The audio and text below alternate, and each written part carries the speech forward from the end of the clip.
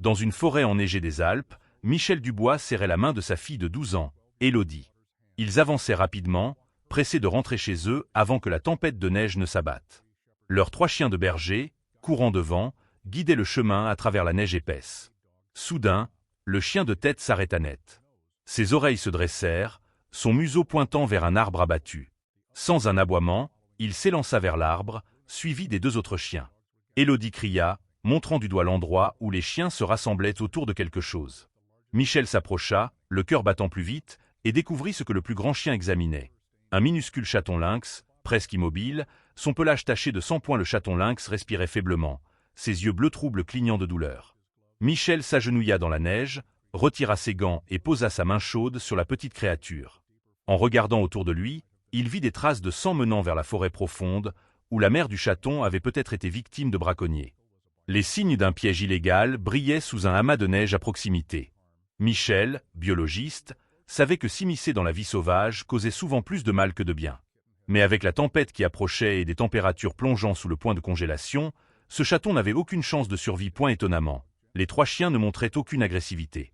Au contraire, le chien de tête lécha doucement la tête du chaton, un comportement protecteur rarement observé envers ce qui serait normalement considéré comme un prédateur rival.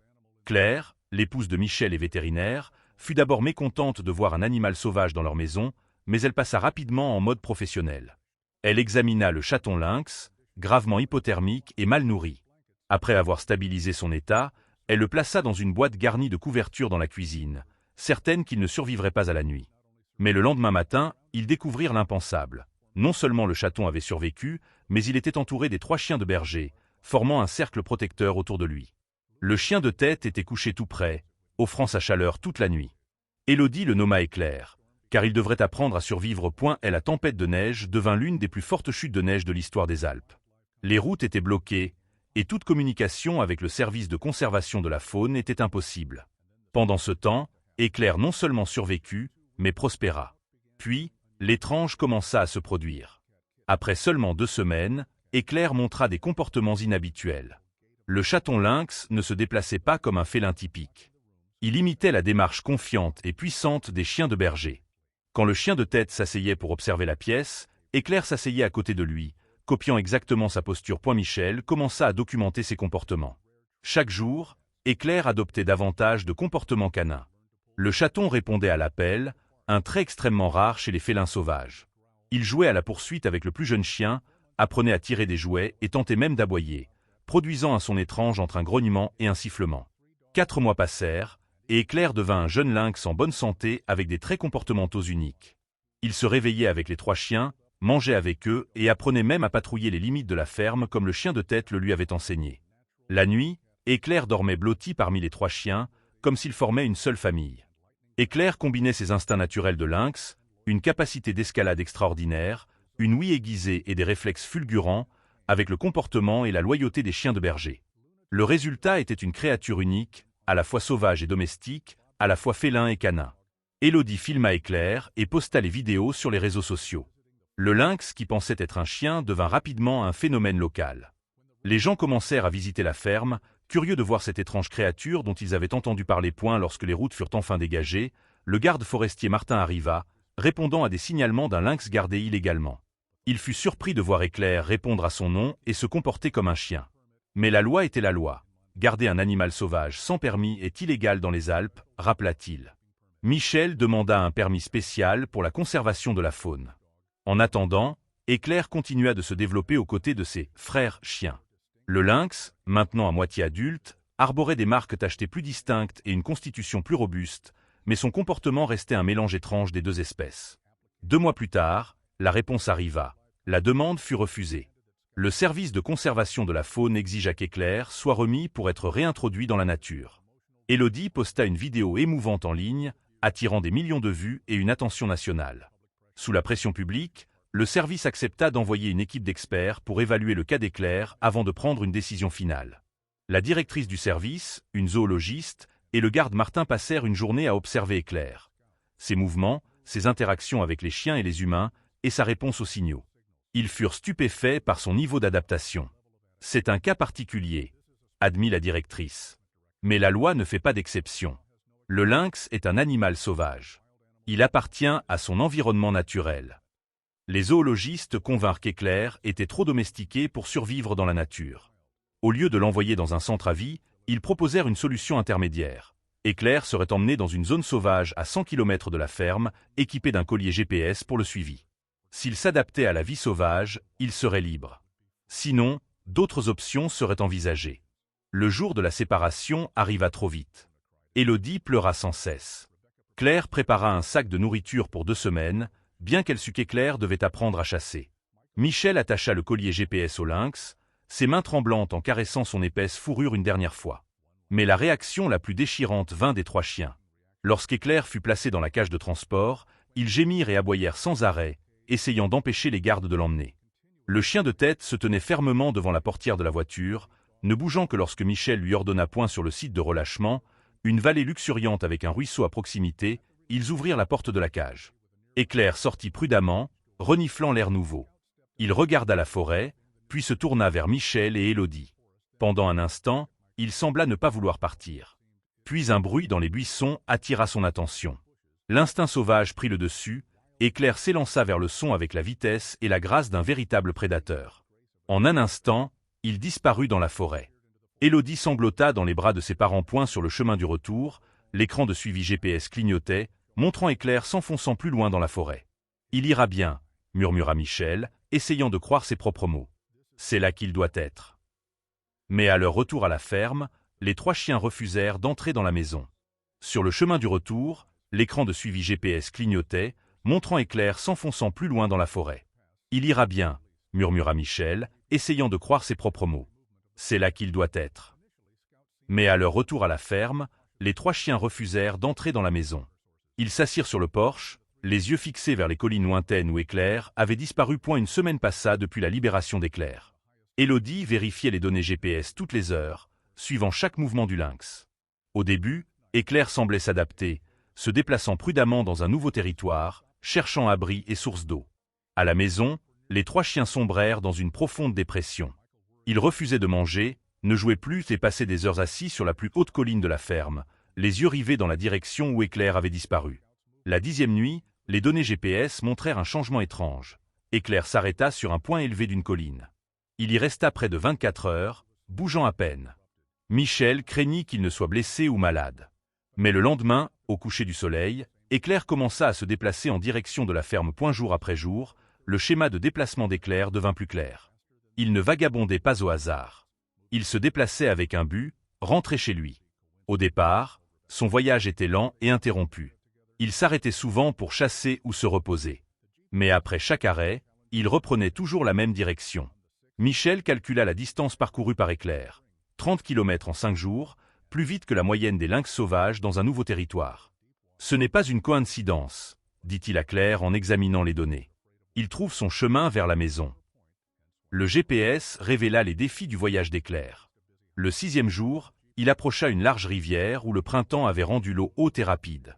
Un lynx normal éviterait l'eau profonde à tout prix. Mais Éclair, formé par des chiens qui n'avaient pas peur de l'eau, trouva un point plus étroit et traversa à la nage. Le 7e jour, Éclair fit face à une autoroute animée.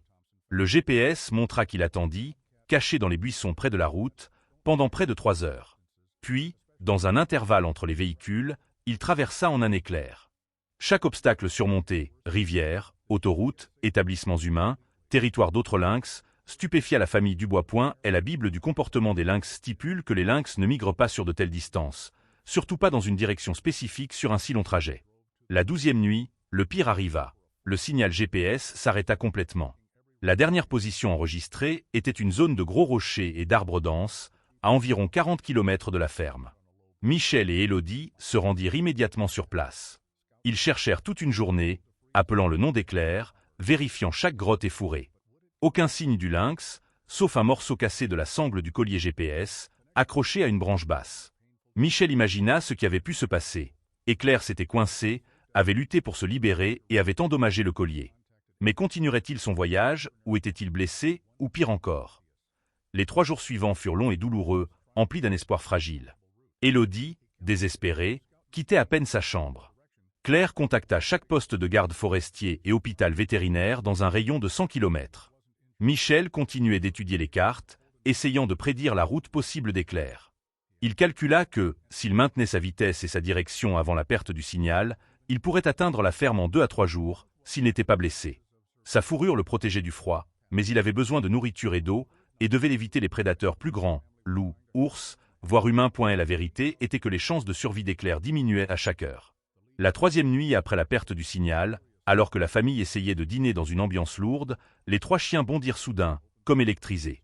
Le chien de tête courut vers la porte, aboyant furieusement, les 2 autres suivants, la queue frétillante d'excitation. Michel ouvrit la porte précipitamment, le cœur battant.